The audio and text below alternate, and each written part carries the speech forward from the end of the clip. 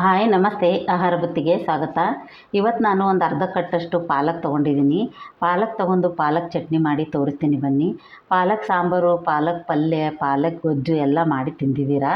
ಚಟ್ನಿ ಒಂದು ಮಾಡ್ಕೊಂಡು ತಿಂದು ನೋಡಿ ಹೇಗಿರುತ್ತಂತ ನಿಮಗೆ ಗೊತ್ತಾಗುತ್ತೆ. ಇದನ್ನು ತೊಳೆದ್ಬಿಟ್ಟು ನಾವು ಸ್ವಲ್ಪ ಬೇಯಿಸಕ್ಕೆ ಹಾಕೋಣ. ನೋಡಿ, ಇವಾಗ ಬಾಣಲಿ ಒಳಗೆ ಒಂದು ಚಮಚ ನೀರು ಹಾಕಿ ಇಟ್ಕೋಬೇಕು. ಪಾಲಕ್ ನೀಟಾಗಿ ತೊಳೆದ್ಬಿಟ್ಟು ನಾವು ಬೇಯಕ್ಕೆ ಹಾಕೋಣ. ಒಂದೇ ಒಂದು ನಿಮಿಷ ಇದು ಬೆಂದರೆ ಸಾಕು, ಸೂಪರಾಗಿರುತ್ತೆ. ಇದು ಬೇಯಿಸ್ಬಿಟ್ಟು ನಾವು ಕಡೆಯಕ್ಕೆ ಒಂದು ಸ್ವಲ್ಪ ಆರಕ್ಕೆ ಬಿಟ್ಟು ನಾವು ಇದನ್ನು ರುಬ್ಕೊಂಬಂದ್ರೆ ಮಾತ್ರ ಸಾಕತ್ತಾಗಿರುತ್ತೆ. ಈಗ ನೋಡಿ, ಈ ಥರ ನಾವು ಕುದಿಸ್ಕೊಂಡ್ಬಿಟ್ಟು ಇದನ್ನು ನಾವು ಇವಾಗ ಒಂದು ತಟ್ಟೆಗೆ ತೆಗಿಯೋಣ.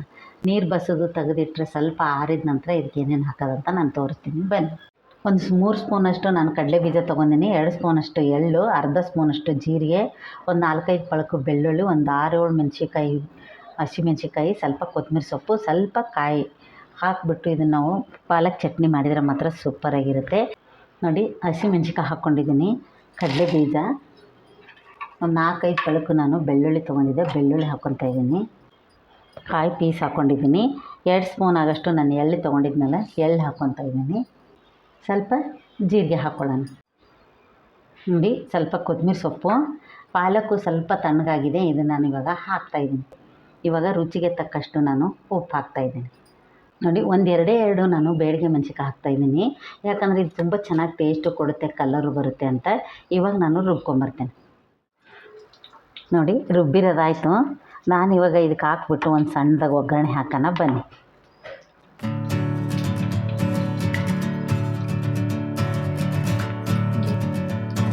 ನೋಡಿ, 1-2 ಸ್ಪೂನ್ ಎಣ್ಣೆ, ಒಂದು ಒಣ ಮೆಣಸಿನ್ಕಾಯಿ, ಕರಿಬೇವು ಸೊಪ್ಪು, ಸಾಸಿವೆ ನಾನು ಒಗ್ಗರಣೆ ಹಾಕ್ಕೊಂಡಿದ್ದೀನಿ. ಇವಾಗ ಒಗ್ಗರಣೆ ಹಾಕಿ ಇದ್ರ ಮೇಲೆ ನಾವು ಹಾಕ್ಕೊಂಡು ತಿಂದರೆ ಮಾತ್ರ ಸೂಪರಾಗಿರುತ್ತೆ, ತುಂಬ ಚೆನ್ನಾಗಿರುತ್ತೆ. ಈ ಥರದ್ದೊಂದು ಚಟ್ನಿ ನೀವು ಮಾಡಿ ನೋಡಿ. ಪಾಲಕ್ ಚಟ್ನಿ ಮಾಡೋದ್ರಿಂದ ತುಂಬ ಆರೋಗ್ಯಕ್ಕೂ ಒಳ್ಳೆಯದು. ಮಕ್ಕಳಿಗೆ ದೋಸೆಗಾಗಿರ್ಬೋದು, ಇಡ್ಲಿಗಾಗಿರ್ಬೋದು, ರೈಸ್ ಜೊತೆಗೆ, ಚಪಾತಿಗೆ ಎಲ್ಲದಕ್ಕೂ ತಿನ್ಬೋದು. ಈ ಥರ ಪಾಲಕ್ ಚಟ್ನಿ ಮಾಡ್ತೀರಿ ಅಂದ್ಕೊಂಡಿದ್ದೀನಿ. ಪಾಲಕ್ ಚಟ್ನಿ ನಿಮ್ಗೆ ಇಷ್ಟ ಆದಲ್ಲಿ ಲೈಕ್ ಮಾಡಿ, ಶೇರ್ ಮಾಡಿ, ಸಬ್ಸ್ಕ್ರೈಬ್ ಮಾಡಿ. ನಮಸ್ತೆ.